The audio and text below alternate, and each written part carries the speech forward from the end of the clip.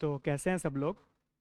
आज exam specific MCQs में हम बात करने जा रहे हैं about the governors of Bengal, the governor generals and the viceroys of India. इससे पहले पिछली क्लासेस के अंदर हम ऑलरेडी काफ़ी सारे रेफरेंसेस जो हैं वो ले चुके हैं about the different governors, governor generals and viceroys. Like for example Robert Clive का जो है सिराजुद्दौला की फोर्सेस को सबड्यू करके प्लासी का बैटल जीतना, उसके अलावा लॉर्ड विलियम बेंटिंग का सती प्रथा का एबॉलिशन और लॉर्ड डेलहाउजी का डॉक्ट्रिन ऑफ लैप्स। इसके अलावा ये टॉपिक जो है हमारा इंपॉर्टेंट इसलिए भी बन जाता है क्योंकि इसके बाद जब हमारा फ्रीडम स्ट्रगल शुरू होगा और हम बात करेंगे हमारे फ्रीडम फाइटर्स के बारे में, तो उन्होंने जो है किसके खिलाफ रेजिस्ट किया ये जानना जो है हमारा बहुत ज़्यादा ज़रूरी हो जाता है। तो इसीलिए आज की क्लास के अंदर हम बात करेंगे about all the governors of Bengal, the governor generals of Bengal and India and the viceroys of India। तो चलिए स्टार्ट करते हैं। सबसे पहले बात करते हैं कि इन सारी पोस्ट में जो है क्या डिफरेंस हमें देखने को मिलता है। सबसे पहले हमें द गवर्नर ऑफ बंगाल की पोस्ट देखने को मिलती है before the regulating act of 1773। Regulating act के बारे में जो है इससे पहले हम एडमिनिस्ट्रेटिव एंड इकोनॉमिक पॉलिसीज वाली क्लास में जो है वो बात कर चुके हैं कि रेगुलेटिंग एक्ट के आने के बाद जो है ब्रिटिश पार्लियामेंट का जो इंटरवेंशन था ईस्ट इंडिया कंपनी के रूल पर वो थोड़ा हमें बढ़ता हुआ दिखाई देता है और इवेंचुअली 1858 में आफ्टर द रिवोल्ट पूरा का पूरा जो पार्लियामेंट्री कंट्रोल है वो इंडिया के ऊपर लग जाता है और ईस्ट इंडिया कंपनी जो है वो एबॉलिश कर दी जाती है 1858 के दौरान। तो यहां पर गवर्नर ऑफ बंगाल की पोस्ट हमें रेगुलेटिंग एक्ट से पहले देखने को मिलती है। ईस्ट इंडिया कंपनी ने जो है अपॉइंट किया था गवर्नर ऑफ बंगाल को 1757 में after the battle of Plassey, क्योंकि प्लासी के बैटल के बाद जो है बंगाल का रीजन कैप्चर करने में ब्रिटिश जो है वो सफल हो गए थे और यहां पर कंट्रोल्ड ओनली बंगाल, यानी कि गवर्नर ऑफ बंगाल जो है सिर्फ बंगाल के रीजन को ही जो है वो गवर्न कर पा रहे थे। इसके बाद 1773 में रेगुलेटिंग एक्ट के आने के बाद the governor general gained more power after the regulating act of 1773। यहां पे नाम भी चेंज कर दिया गया, यहां पर गवर्नर से गवर्नर जनरल ऑफ बंगाल हमें देखने को मिलते हैं और पावर भी यहां पे थोड़ी बढ़ गई क्योंकि यहां पर रेगुलेटिंग एक्ट के आने के बाद जो है एक 4 मेंबर काउंसिल जो है वो गवर्नर जनरल को असिस्ट करने के लिए अपॉइंट की थी ब्रिटिश पार्लियामेंट ने और ब्रिटिश पार्लियामेंट का जो सुपरविजन था हमें देखने को मिलता है after the regulating act of 1773। यहां पे भी अपॉइंटिंग अथॉरिटी जो है वो ईस्ट इंडिया कंपनी ही थी। इसके बाद 1833 में after the charter act, the third charter act of 1833, यहां पर गवर्नर जनरल ऑफ बंगाल जो है वो automatically governor general of India बन जाते हैं और पूरी की पूरी जो ब्रिटिश टेरिटरी थी इंडिया के अंदर उसको जो है वो रूल करते हैं the governor general of India.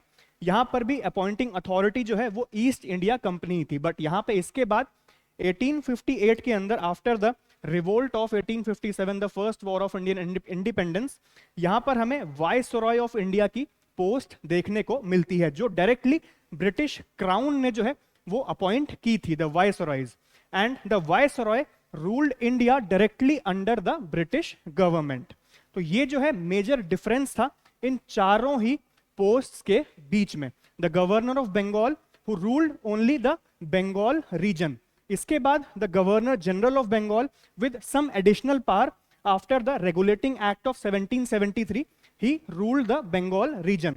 उसके बाद 1833 में चार्टर एक्ट के बाद he became the governor general of India, the governor general of Bengal became the governor general of India and controlled all the British territory which was included in the Indian subcontinent। और उसके बाद and में वायसरॉयज हमें देखने को मिलते हैं 1858 से। तो ये जो है एक बेसिक आइडिया था कि क्या डिफरेंस था इन सारी पोस्ट के बीच में। इसके बाद बात करते हैं about the governors of Bengal from 1757 to 1773। Before the Regulating Act of 1773, the British administered Bengal under governor, जैसा कि अभी हमने बात की इस बारे में। तो सबसे पहले रॉबर्ट क्लाइव हमें देखने को मिलते हैं, the governor of Bengal, who ruled from 1757 to 1760 in his first stint and again from 1765 to 1767. He won the Battle of Plassey in 1757, defeating Siraj ud Daula. Battle of Plassey के बारे में जो है हम इससे पहले भी बात कर चुके हैं कि सिराज उद दौला को जो है हराकर रॉबर्ट क्लाइव ने जो है ब्रिटिश के टेरिटरी के अंदर जो है बंगाल का रीजन मिला लिया था. सिराजुद्दौला को मीर जाफर ने जो है वो बिट्रे किया था, जिस वजह से उनकी हार हमें देखने को मिलती है बैटल ऑफ प्लासी में. इसके बाद ही also introduced dual system of government in 1765 in which the British controlled the revenue but the nawab handled the administration. Though it was known as the dual control of government, यानी कि दो तरह की government हमें देखने को मिलती थी वहां पर कि रेवेन्यू कलेक्शन जो है वो ब्रिटिश करेंगे बट जो एडमिनिस्ट्रेशन का काम है वो नवाब के पास ही रहेगा. इसके बाद अगले गवर्नर हमें देखने को मिलते हैं Henry Vansittart from 1760 to 1765. Faced conflicts with nawab Mir Qasim leading to the battle of Buxar.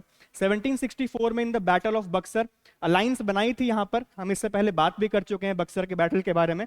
Mir Qasim ने जो है मुगल एम्परर के साथ मिलकर ब्रिटिश के खिलाफ जो है वो युद्ध छेड़ा था, बट उनकी जो है वहां पे हार हमें देखने को मिलती है. Also the Nawab of Awadh was also included in the alliance of Mir Qasim. इसके बाद आगे बढ़ते हैं. हमारे तीसरे गवर्नर हमें देखने को मिलते हैं 1769 से 72 के बीच में जॉन कार्टियर. इनके रूल के दौरान Bengal faced severe famine in 1770 which killed millions of people. Famine के रीजंस के बारे में इससे पहले हम इकोनॉमिक पॉलिसीज के दौरान भी बात कर चुके हैं कि कैश क्रॉप्स यानी कि इंडिगो, ओपियम एटसेट्रा जो जिससे ब्रिटिश को फायदा मिलता था, उसके उगाने की वजह से जो फूड क्रॉप्स हैं वो उगा नहीं पाते थे बंगाल के रीजन में लोग, जिसकी वजह से जो है हमें सूखा या फेमिन का जो है वो सामना करना पड़ता था बंगाल के लोगों को. और यहाँ पर 1770 के अंदर एक बहुत बड़ा फेमिन आया जिससे लाखों लोगों की जो है वहां पे मृत्यु हो जाती है. इसके बाद हमें वॉरेन हेस्टिंग्स देखने को मिलते हैं 1772 से 1774 के बीच में. He later became the first governor general of Bengal. He abolished the dual system of government, यानी कि जैसा हमने देखा कि नवाब जो है वो एडमिनिस्ट्रेशन का काम संभाल रहे थे और ब्रिटिश लैंड रेवेन्यू पॉलिसीज जो भी थी उनकी वो संभाल रहे थे, बट यहां पे इन्होंने अबॉलिश करके सारा का सारा कंट्रोल जो है बंगाल का वो ब्रिटिश गवर्नमेंट को जो है वो दे दिया था, यानी कि ईस्ट इंडिया कंपनी उस समय पर. He also introduced the judicial reforms and shifted the capital from Murshidabad to Calcutta. Murshidabad में इससे पहले हमें कैपिटल देखने को मिलती थी बंगाल की, उसको शिफ्ट करके कैलकाटा वॉरेन हेस्टिंग्स ने जो है वो कर दिया था. इसके बाद इससे पहले हम ऑलरेडी बात कर चुके हैं रेगुलेटिंग एक्ट के बारे में, फिर भी एक बार एक बेसिक आइडिया यहां पर भी ले लेते हैं. सबसे पहला प्रोविजन हमें देखने को मिलता है obviously the governor general of Bengal हमें देखने को मिलते हैं. फ्रॉम द गवर्नर नाम चेंज किया और कुछ एडिशनल पावर्स भी हमें देखने को मिलती हैं. The act created the governor general of Bengal making him the supreme authority in India and Warren Hastings became the first governor general of Bengal. इसके बाद सुप्रीम कोर्ट भी हमें देखने को मिलता है कैलकाटा के अंदर, इसके बारे में हम पहले भी जो है वो बात कर चुके हैं. Establish the first supreme court in India in 1774 to handle legal disputes involving the British East India Company. इसके बाद द काउंसिल ऑफ 4 मेंबर्स, जहां पर 4 लोग जो है वो अपॉइंट किए गए थे असिस्ट करने के लिए गवर्नर जनरल को. A 4-member executive council was created to assist the governor general, but they often opposed him. इसके बाद regulation of the East India company, यहां से हमें देखने को मिलता है इंटरवेंशन ब्रिटिश पार्लियामेंट का भी. The British government started supervising the company's administration for the very first time in the Indian subcontinent. हालांकि the company's monopoly was continued. The East India Company was allowed to rule India but had to report its finances to the British government. तो ये जो है regulating act के बारे में एक basic idea. इसके बाद 1773 के बाद हमें क्या देखने को मिला बंगाल के अंदर, वो था the governor generals of Bengal from 1773 to 1833. that is हमारे second charter act. Under the regulating act of 1773 the title changed to the governor general of Bengal with more centralized authority. अब कुछ की गवर्नर जनरल्स की अगर बात करें, सबसे पहले हमें ऑब्वियसली वॉरेन हेस्टिंग्स देखने को मिलते हैं, जो कि फर्स्ट गवर्नर जनरल बने थे 1774 से 1785 के बीच में। काफी सारे बैटल्स जो हैं हमें इनके नेतृत्व में ब्रिटिश के देखने को मिलते हैं। Established the Supreme Court in Calcutta in 1774 under the Regulating Act, जैसा कि अभी हम बात कर चुके हैं। Introduced revenue farming also known as the izara system. Izara system के अंतर्गत जो है ब्रिटिश ने कॉन्ट्रैक्टर को जो है वहां पर लैंड रेवेन्यू कलेक्ट करने का जो है वो काम सौंपा था, और एक फिक्स्ड अमाउंट वो contractor also known as the izaradar वो जो है दिया करते थे ब्रिटिश को, बाकी उनका जो है वो प्रॉफिट होता था। ये जो सिस्टम था रेवेन्यू फार्मिंग का, इसको वॉरेन हेस्टिंग्स जो है वो लेकर आए थे। Fought the first Anglo Maratha war in 1775 to 1782 and the second Anglo Mysore war in 1780 to 1784। हालांकि इन दोनों बैटल्स में जो है ब्रिटिश को जीत जो है वो नहीं मिल पाई थी, क्योंकि फर्स्ट एंग्लो मराठा वॉर में मराठों की जो है वो जीत हुई थी। इसके बाद ट्रीटी ऑफ सलबई हमें देखने को मिलती है, जहां पर 20 साल के लिए मराठाज और ब्रिटिश के बीच में जो है हमें एक पीस ट्रीटी देखने को मिलती है। और सेकेंड एंग्लो मैसूर वॉर के अंदर टीपू सुल्तान ने जो है ब्रिटिश फोर्सेस को सबड्यू किया था वहां पर using the French artillery of the Mysorean rockets. तो यहां पर हमें ब्रिटिश की जो है वो जीत नहीं देखने को मिलती है इन दोनों बैटल्स के दौरान। इसके बाद हमें देखने को मिलते हैं Lord Cornwallis from 1786 to 1793। He introduced the permanent settlement of 1793, also known as zamindari system, जिसके बारे में इकोनॉमिक पॉलिसीज में हम ऑलरेडी जो है वो डिस्कस कर चुके हैं। Fixing the land revenue. He also established the Cornwallis Code, introducing the civil services in India. He also fought the third Anglo-Mysore War, जहां पर ब्रिटिश को जो है वो जीत मिल जाती है 1790 से 1792 के बीच में अगेंस्ट टीपू सुल्तान। इसके बाद अगले गवर्नर जनरल की बात करें बंगाल के रीजन में, तो हमें देखने को मिलते हैं Sir John Shore from 1793 to 1798। Followed a policy of non intervention. इससे पहले वॉरेन हेस्टिंग्स और कॉर्नवालिस के टाइम पे हमें देखने को मिला कि अलग अलग टेरिटरीज में जो है वो इंटरवीन किया करते हैं, जैसे मराठों के साथ या फिर मैसूर में टीपू सुल्तान और हैदर अली के साथ इन्होंने जो है नॉन इंटरवेंशन की जो है वो पॉलिसी अपनाई। He also introduced the Charter Act of 1793. The first Charter Act of 1793 जो है हमें सर जॉन शोर की जो है अगुवाई में देखने को मिलता है, जिसके अंतर्गत 20 साल और जो है वो ईस्ट इंडिया कंपनी का मोनोपोली हमें ट्रेड के ऊपर देखने को मिलता है। इसके बाद लॉर्ड वेल्सली हमें देखने को मिलते हैं 1798 से 1805 के बीच में। He introduce the subsidiary alliance, जिसके बारे में पहले भी कई बार हम बात कर चुके हैं, that it was a semi automatic rule, मतलब राजा आपका जरूर रहेगा बट रूल जो है वो ब्रिटिश ही करेंगे। 1798 के अंदर में सब्सिडरी अलायंस देखने को मिलती है, और पहला जो स्टेट था वो था हैदराबाद सब्सिडरी अलायंस के अंतर्गत आने वाला। To bring Indian states under British control. Defeated Tipu Sultan in fourth Anglo Mysore war in 1799, जहां पे उनकी मृत्यु भी हो जाती है। Expanded British rule into Awadh, Hyderabad and Mysore. इसके बाद लॉर्ड मिंटो द फर्स्ट हमें देखने को मिलते हैं 1807 टू 1813 के बीच में, and he introduce the charter act of 1813, जिसके अंतर्गत हमें 1 लाख रुपए जो है इंडियन एजुकेशन की तरफ ब्रिटिश सरकार के जो है वो खर्च हुए दिखते थे, और क्रिश्चियन मिशनरीज को जो है वो अपॉइंट किया गया था इंडियंस को जो है वेस्टर्न एजुकेशन सिखाने के लिए, और साथ ही रिलीजियस कन्वर्जन्स के लिए भी। इसके बारे में भी हम पहले भी बात कर चुके हैं about the charter act of 1813। फिलहाल यहां से आगे बढ़ते हैं। इसके बाद हमें देखने को मिलते हैं Lord Hastings from 1813 to 1823। In his reign Poona was annexed into the Bombay presidency. ऐसा क्यों हुआ? Because of the defeat of the Marathas in the third Anglo Maratha war from 1817 to 1818। Bajirao the second को सबड्यू करके थर्ड एंग्लो मराठा वॉर में यहां पे हमें Lord Hastings and the East India company की जीत देखने को मिलती है। He also ended Pindari raids in central India. Pindari लोग जो थे वो जैसे हारी हुई आर्मीज के जो लोग थे वो लूट मार मचाया करते थे सेंट्रल इंडिया के अंदर, उनको जो है सबड्यू करके लॉर्ड हेस्टिंग्स ने जो है उनका भी जो है वहां पे समापन कर दिया था पिंडारी लोगों का। इसके बाद अंत में हमें देखने को मिलते हैं Lord Amherst from 1823 to 1828। He captured the region of Bharatpur and annexed it into the British territory in 1826. तो ये जो है हमें देखने को मिलते हैं the governor generals of Bengal. इसके बाद क्या हुआ, हमें देखने को मिलता है द चार्टर एक्ट ऑफ 1833, जिसके बारे में पहले भी जो है हम बात कर चुके हैं। फिर भी एक बेसिक आइडिया यहां पर ले लेते हैं क्योंकि काफी इंपॉर्टेंट एक्ट बन जाता है, क्योंकि इसके बाद ही the governor general of Bengal became the governor general of India. पहला प्रोविजन ऑब्वियसली जैसे कि जस्ट अभी बात की हमने, the governor general of Bengal was renamed as the governor general of India and Lord William Bentinck became the first Governor General of India.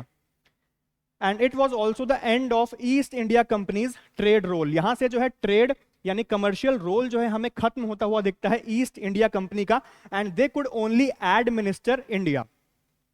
इसके बाद centralised law making power भी हमें देखने को मिलती है under the charter act of 1833, जहां पर the governor generals council was given full power to make laws for all British territories in India. ये जो है एक बेसिक आइडिया था चार्टर एक्ट के बारे में ऑफ 1833। बढ़ते हैं आगे फिलहाल। इसके बाद हमें the governor generals of India देखने को मिलते हैं from 1833 to 1858 till the government of India act of 1858, जिसके अंतर्गत ब्रिटिश क्राउन रूल जो है वो इंडिया के ऊपर लग गया था। After the charter act of 1833 the title changed to Governor General of India, expanding the authority of the East India Company to the whole of India. की गवर्नर जनरल्स की बात करें, सबसे पहले हमें देखने को मिलते हैं लॉर्ड विलियम बेंटिंक, जिनके बारे में थोड़ी बहुत चर्चा हम पहले भी कर चुके हैं। 1828 से 1835 के बीच में इनका टाइम पीरियड हमें देखने को मिलता है। He abolished Sati in 1825 and suppressed ठगी। ठगी जो है मतलब ठग लोगों की जो वहां पे हमें देखने को मिलती है कि पैसे वैसे चुराना, उनको जो है सबड्यू करने में सफल रहे थे लॉर्ड विलियम बेंटिंक उस समय पर, क्योंकि ठगी का जो मामला है उस समय पर काफी ज्यादा बढ़ गया था इनके कार्यकाल के दौरान। इसके बाद ही also introduced English education policy in 1835, और इसके एक साल के बाद ही 1836 में हमें लॉर्ड मैकॉलेज मिनट्स देखने को मिलते हैं, जिसने इंडियन एजुकेशन सिस्टम को जो है वो पूरी तरह से बदल के रख दिया था। और आज के समय मॉडर्न डे के अंदर भी हमें लॉर्ड मैकॉलेज मिनट्स का जो है वो इन्फ्लुएंस देखने को मिलता है। Introduced Macaulay's Minute in 1835 to promote English as the medium of instruction, जैसा कि जस्ट अभी बात की मैंने। इसके बाद सर चार्ल्स मेटकैल्फ हमें देखने को मिलते हैं 1834 से 1836 के बीच में। He passed the famous press law which liberated the press in India, जिसके बारे में हम राइज ऑफ प्रेस के दौरान बात कर चुके हैं। इसके बाद लॉर्ड ऑकलैंड हमें देखने को मिलते हैं 1836 से 1842 के बीच में। इनके कार्यकाल के दौरान हमें फर्स्ट अफगान वॉर देखने को मिलता है, वही सेम टाइम पीरियड 1836 टू 1842। इसके बारे में जो है वर्ल्ड हिस्ट्री की तरफ जब हम बढ़ेंगे तो डिटेल में बात करेंगे। फिलहाल एक इंट्रोडक्शन के लिए बात कर लेते हैं कि अफगानिस्तान का जो रीजन था वो इंडिया और रशिया के बीच का जो है एक अच्छा रूट जो है ब्रिटिश को लगता था, इसीलिए वहां पे जो है इन्होंने वॉर छेड़ दिया। हालांकि उस वॉर का कुछ अच्छा रिजल्ट निकला नहीं और लॉर्ड ऑकलैंड को जो है वो बर्खास्त भी कर दिया गया था। इसके बाद आगे बढ़ते हैं। इसके बाद देखने को मिलते हैं हमें lord Ellenborough from 1842 to 1844। He brought an end to the Afghan war and annexed the Sindh region in 1843। उसके बाद lord Hardinge in 1844 to 1848। The first Anglo Sikh war 1845 के अंदर इन्हीं के कार्यकाल के दौरान हमें देखने को मिलता है, जहां पर सिख्स की जो है वो हार हुई थी और ईस्ट इंडिया कंपनी को जीत मिल गई थी वहां पर। He prohibited female infanticide and human sacrifice, जो कि उस समय पर बहुत ज्यादा प्रेवलेंट था इंडियन सब कॉन्टिनेंट के अंदर। इसके बाद बहुत फेमस लॉर्ड डेलहाउजी 1848 से 1856 के बीच में, जिनके बारे में हम रिवोल्ट के दौरान भी जो है वो बात कर चुके हैं। Introduce the doctrine of lapse annexing Satara, Jhansi, Nagpur and Awadh. इसके बारे में ज्यादा इंट्रोडक्शन की जरूरत है नहीं, हम पहले ही काफी ज्यादा जो है इसके बारे में बात कर चुके हैं about the doctrine of lapse, कि इसके अंतर्गत हमें किसी भी स्टेट में अगर किसी राजा का बायोलॉजिकल बच्चा नहीं है तो वो जो स्टेट है वो एनेक्स कर लेगी ब्रिटिश सरकार। इसके बाद he also introduced railways in 1853, the postal system in 1854 and the telegraph line in 1853। Calcutta से आगरा के बीच में पहली टेलीग्राफ लाइन हमें देखने को मिलती है 1853 के अंदर। इसके बाद ही also establish the public works department also known as the PWD। And the second Anglo Sikh war from 1848 to 49 हमें इनके रूल के दौरान देखने को मिलता है, जहां पर एक बार फिर से सिख्स की हार होती है और ब्रिटिश ईस्ट इंडिया कंपनी जो है वो जीत जाते हैं। इसके बाद लॉर्ड कैनिंग हमें देखने को मिलते हैं 1856 से 1858 के बीच में, who also became the viceroy, the first viceroy of India after the British crown rule. He was the Governor General during the revolt of 1857, that is the first war of independence. He passed the Government of India Act in 1858, transferring power from the East India Company to the British Crown. यहां पर जो है हमें governor generals का भी जो है वो अंत देखने को मिलता है। इसके बाद शुरू होता है वाइसरॉयज का rule after the mutiny of 1857 and the implementation of the Government of India Act in 1858। 1858 से 1947 तक हमें वाइसरॉयज का जो है वो रूल देखने को मिलता है इंडिया के ऊपर। After the revolt of 1857 the British crown took direct control and the title changed to the Viceroy of India। की वाइसरॉयज ऑफ इंडिया की अगर बात करें, सबसे पहले ऑब्वियसली लॉर्ड कैनिंग हमें देखने को मिलते हैं, the first viceroy of India. He passed the Indian Councils Act of 1861, introducing Indian representation in administration। Indian Councils Act के बारे में हम बात कर चुके हैं कि जैसे जैसे ये एक्ट्स आगे और इंप्लीमेंट हुए, इनमें जो है चेंजेस हुए, इंडियंस का जो है हमें कंट्रीब्यूशन एंड पार्टिसिपेशन देखने को मिलता है एडमिनिस्ट्रेशन रोल्स के अंतर्गत। इसके बाद he also withdrew the doctrine of lapse. इसके बाद लॉर्ड लाइटन हमें देखने को मिलते हैं 1876 से 1880 के बीच में। He introduce the vernacular press act of 1878, restricting Indian newspapers. Vernacular press act के बारे में हम पहले भी जो है वो बात कर चुके हैं in the rise of press class. He also hosted the Delhi दरबार इन 1877, जहां पे क्वीन विक्टोरिया को जो है वो एम्प्रेस ऑफ इंडिया का जो है वो टाइटल दे दिया गया था। इसके बाद लॉर्ड रिपन हमें देखने को मिलते हैं 1880 से 1884 के बीच में। He repealed the vernacular press act in 1882, मतलब 1882 के अंदर वर्नाक्यूलर प्रेस एक्ट को जो है एनल कर दिया गया, रद्द कर दिया गया था लॉर्ड रिपन के द्वारा। ही also introduced local self government in 1882। He also introduced the factory act of 1881, improving the labor conditions of the Indian subcontinent at that time। इसके बाद लॉर्ड कर्जन हमें देखने को मिलते हैं 1899 से 1905 के बीच में। He passed the Indian Universities Act of 1904, controlling higher education by the British Parliament in the Indian subcontinent।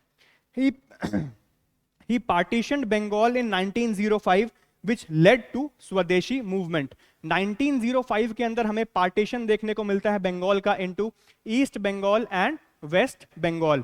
British ने जो रीजन दिया था पार्टीशन के पीछे वो ये था कि बंगाल का जो एरिया है वो बहुत ज्यादा बड़ा है, इसलिए हम जो है उसे गवर्न नहीं कर पा रहे हैं ठीक से। बट असली कारण था इसके पीछे वो ये था कि ब्रिटिश को पता था, क्योंकि ज्यादातर जो रिवोल्ट्स उस समय पर हो रहे थे उनका जो मेन सेंटर था वो था बंगाल। इससे पहले 1857 का जो रिवोल्ट है उसका भी मेन सेंटर हमें बंगाल का ही रीजन देखने को मिलता है। तो ब्रिटिश की डिवाइड एंड रूल पॉलिसी के अंतर्गत वो हिंदूज एंड मुस्लिम्स को वहां पे अलग अलग करके रूल करना चाहते थे, इसीलिए वहां पे हमें पार्टीशन देखने को मिलता है। और आगे स्वदेशी मूवमेंट इसी पार्टीशन के खिलाफ रेजिस्टेंस में निकाला गया था, जिसके बारे में जो है फ्रीडम स्ट्रगल के दौरान हम डिटेल में जो है वो बात करेंगे।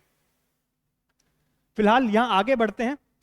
इसके बाद हमें लॉर्ड मिंटो द सेकंड देखने को मिलते हैं 1905 से 1910 के बीच में। He pass the Morley Minto reforms in 1909, introducing separate electorates for Muslims, also known as the Indian councils act of 1909, जिसके अंतर्गत अलग इलेक्टोरेट्स हमें देखने को मिले मुस्लिम लोगों के लिए। इसके बारे में हम बात कर चुके हैं एडमिनिस्ट्रेटिव एंड इकोनॉमिक पॉलिसीज के दौरान। इसके बाद लॉर्ड हार्डिंज हमें देखने को मिलते हैं 1910 से 1916 के बीच में। He shifted the capital from Calcutta to Delhi in 1911 and also annulled the partition of Bengal in 1911। इन्होंने जो है बंगाल का पार्टीशन 1911 में रोक दिया था और कैलकाटा से जो है वो दिल्ली का रीजन जो है उस समय पर ब्रिटिश ने इंडिया का कैपिटल बना दिया था, जो आज भी हमें देखने को मिलता है कि दिल्ली ही हमारी कैपिटल है।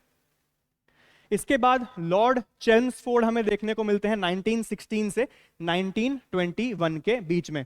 ही pass the Montagu Chelmsford reforms in 1999 introducing dyarchy. Government of India act of 1919 भी से कहा जाता है, जिसके अंदर ड्यूअल रूल हमें देखने को मिलता है कि ट्रांसफरिंग सब्जेक्ट्स जो है वो ब्रिटिश रूल करेंगे और बाकी सारे सब्जेक्ट्स जो है उस पे इंडियन लोगों का जो है वो अधिकार रहेगा। इसके बाद ही also passed the infamous Rowlatt act of 1919 leading to Jallianwala Bagh massacre. Rowlatt act और जलियांवाला बाग के बारे में जो है डिटेल के अंदर हम फ्रीडम स्ट्रगल के दौरान बात करेंगे, फिर भी एक इंट्रोडक्शन की बात कर लेते हैं यहाँ पे राउलेट एक्ट के बारे में।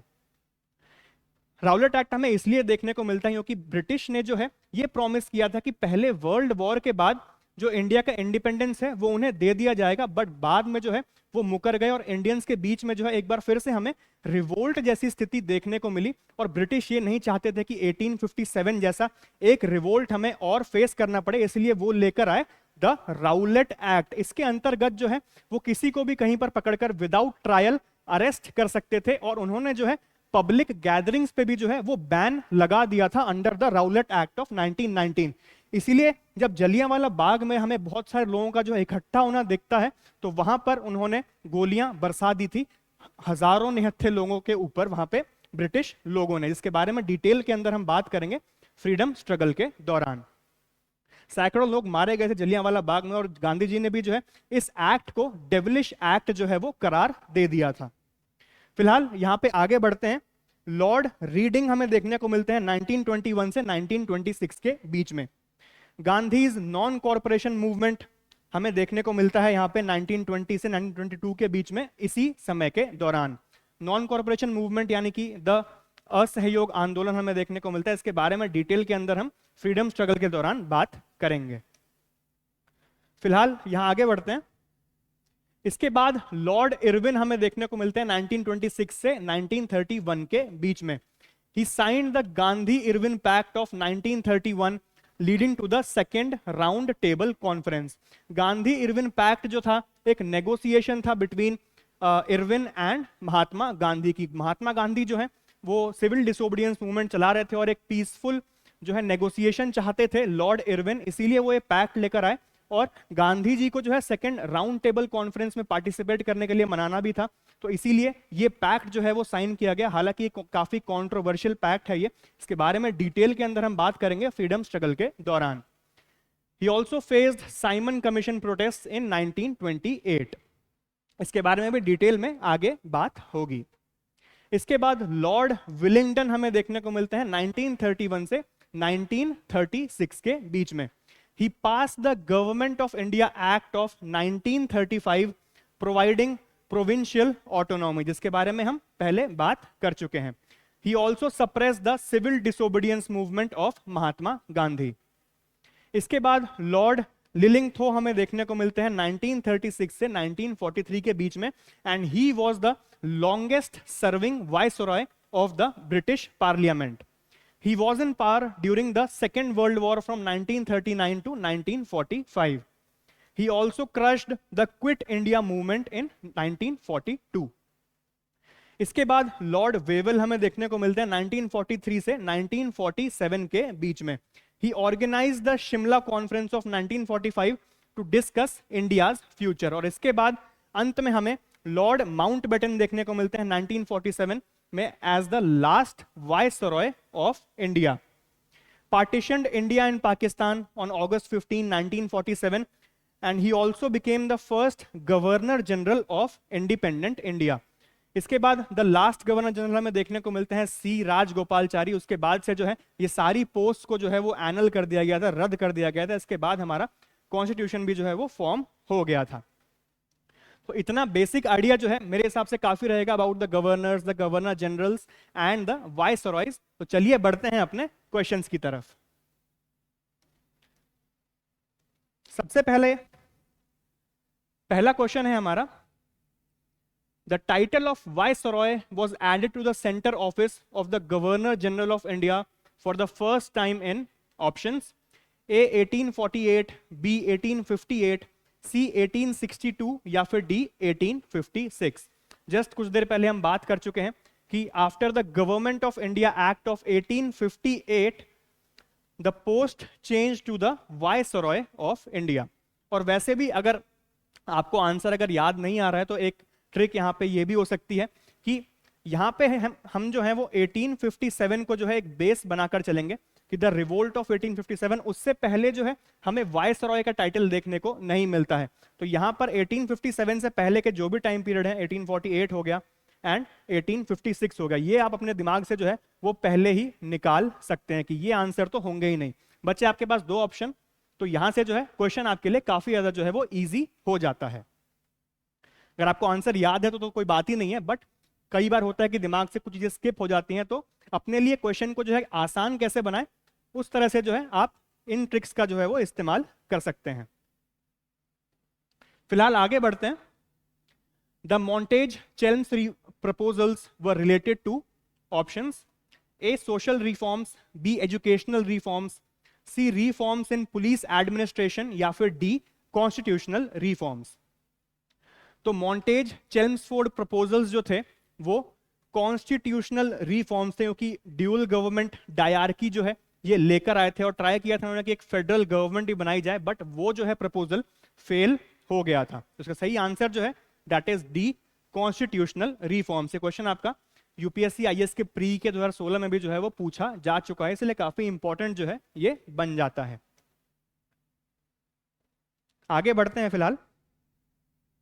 Who had merged Sikkim in India? Options A Lord Hastings, B Lord William Bentinck, C Lord Dalhousie या फिर D Lord Auckland। ये क्वेश्चन आपका यूपीपीएससी मतलब उत्तर प्रदेश स्टेट पीसीएस में जो है पूछा जा चुका है 2020 के अंदर। इसका सही आंसर जो है that is C Lord Dalhousie. इन्होंने जो है ब्रिटिश इंडिया के समय पर सिक्किम का जो स्टेट है वो इंडिया के अंदर मर्ज किया था। इसका सही आंसर होगा C Lord Dalhousie. Question number 4 है, who was the governor general of India when railways were introduced? Options A Lord Curzon, B Lord Dalhousie, C Lord Hardinge या फिर डी लॉर्ड रिपन। इसका भी जो आंसर है अब तक आपने गेस भी कर लिया होगा, that is B Lord Dalhousie. ये जो है 1853 के अंदर रेलवेज को जो है इंडिया के अंदर लेकर आए थे और पहला जो रूट हमें देखने को मिलता है 30 किलोमीटर का, that was from Bombay to Thane in Maharashtra. उसका सही आंसर होगा बी लॉर्ड डेलहाउसी। अगला क्वेश्चन देखते हैं। Which of the following was not one of the social reforms introduced by Lord William Bentinck? Options A abolition of sati, B abolition of slavery, C introduction of English education policy and D suppression of the organized band of thugs यानी कि ठगी। इसका सही answer जो है that is B abolition of slavery। Slavery का abolition जो है हमें लॉर्ड विलियम बेंटिंक के टाइम पर देखने को नहीं मिलता है, इसीलिए इसका सही आंसर होगा बी। बाकी सारे जो है एबॉलिशन ऑफ सती हो गया, इंट्रोडक्शन ऑफ इंग्लिश हो गया एंड सप्रेशन ऑफ ठगी हमें देखने को मिलता है लॉर्ड विलियम बेंटिंक के कार्यकाल के दौरान। फिलहाल आगे बढ़ते हैं। Lord Dalhousie introduced the first telegraph line in 1853 which ran between options A Calcutta and Bombay, B Agra and Madras, C Bombay and Thane या फिर D Calcutta and Agra। इसका सही आंसर है D Calcutta and Agra। Calcutta और आगरा के बीच में जो है हमें पहली टेलीग्राफ लाइन 1853 के अंदर लॉर्ड डेलहाउसी के द्वारा इंट्रोड्यूस कराई हुई दिखती है। अगला क्वेश्चन देखते हैं। Lord Lytton is not associated with which one of the following? Options A the Strachey Commission, B the Arms Act, C the Vernacular Press Act या फिर D the Transfer of Capital from Calcutta to Delhi। इसका सही answer है D the Transfer of Capital from Calcutta to Delhi। ये जो है हमें Lord लाइटन के कार्यकाल में जो है वो देखने को नहीं मिलता है। The Strachey commission, the arms act and the vernacular press act जो है हमें लॉर्ड लाइटन के जो है वो समय पर देखने को मिलते हैं। अगला क्वेश्चन देखते हैं। Who was the last Governor General of Free India? Options: A. Lord Mountbatten, B. C. Rajagopalachari, C. Lord Wavell, या फिर D. none of the above. इसके बारे में जस्ट कुछ देर पहले मैंने बात की थी कि the last governor general of free India was C. Rajagopalachari. उसका सही आंसर होगा ऑप्शन बी. अगला क्वेश्चन देखते हैं. Which of the following events is not associated with Lord Wellesley? Options: A. The siege of Srirangpatnam, that is the fourth Anglo-Mysore War. B. The fall of Bajirao II in the third Anglo-Maratha War. C. Signing of subsidiary alliance by the Nizam of Hyderabad. या फिर D. The formation of Madras Presidency. तो Lord Wellesley के समय पर इनमें से कौन सी जो है हमें चीज देखने को नहीं मिलती है? सबसे पहले हर एक ऑप्शन के बारे में बात करते हैं. द सीज ऑफ श्रीरंगपट्टनम, इस दौरान जो है टीपू सुल्तान की मृत्यु हमें देखने को मिलती है in the fourth Anglo Mysore war, और ब्रिटिश ईस्ट इंडिया कंपनी को लीड कर रहे थे लॉर्ड वेल्सली. तो इसका सही आंसर ए तो नहीं होगा. इसके बाद the fall of Bajirao the second in the third Anglo Maratha war, ये जो है हमें लॉर्ड वेल्सली के समय पर देखने को नहीं मिलता है, क्योंकि एंग्लो मराठा वॉर 1817 से 1818 के बीच में देखने को मिलता है. उस समय पर लॉर्ड वेल्सली जो है वो रूल नहीं कर रहे थे. तो इसका सही आंसर होगा B. The fall of Bajirao the second in the third Anglo Maratha war. बाकी ऑप्शंस की बात करें तो the signing of subsidiary alliance हमें 1798 के अंदर देखने को मिलती है under Lord Wellesley only, and the formation of Madras presidency भी हमें लॉर्ड वेल्सली के कार्यकाल में देखने को मिलती है. तो सही आंसर जो है that is B. The fall of Bajirao the second in the third Anglo Maratha war. बढ़ते हैं अपने आखिरी क्वेश्चन की तरफ आज के. Who withdrew the doctrine of lapse? Options: A. Lord Curzon, B. Lord Elgin the First, C. Lord Canning, या फिर D. Lord Ripon. इसके बारे में हम बात कर चुके हैं कि the first viceroy of India, that is Lord Canning, withdrew the doctrine of lapse. तो इसका सही आंसर होगा C. Lord Canning. तो आज के जो है हमारे 10 क्वेश्चन समाप्त हुए. आज हमने बात की about the governors of Bengal, the governor generals of Bengal and India, and the viceroys of India, और इनका क्या क्या रोल रहा था इंडिया पे रूल करने के दौरान. इसके बाद जो है हमारा फ्रीडम स्ट्रगल शुरू होगा. 2 फेजेस में हम बात करेंगे, the first phase and the Gandhian era, इसके बाद वाली क्लासेस के अंदर, और फिर हम बढ़ेंगे टुवर्ड्स आर पोस्ट इंडिपेंडेंस. उसके बाद जो है हमारी इंडियन हिस्ट्री यहाँ पे खत्म हो जाएगी, फिर हम बढ़ेंगे टुवर्ड्स द वर्ल्ड हिस्ट्री. तो आज ही क्लास के लिए बस इतना ही. मिलते हैं अगली क्लास के अंदर. शुक्रिया.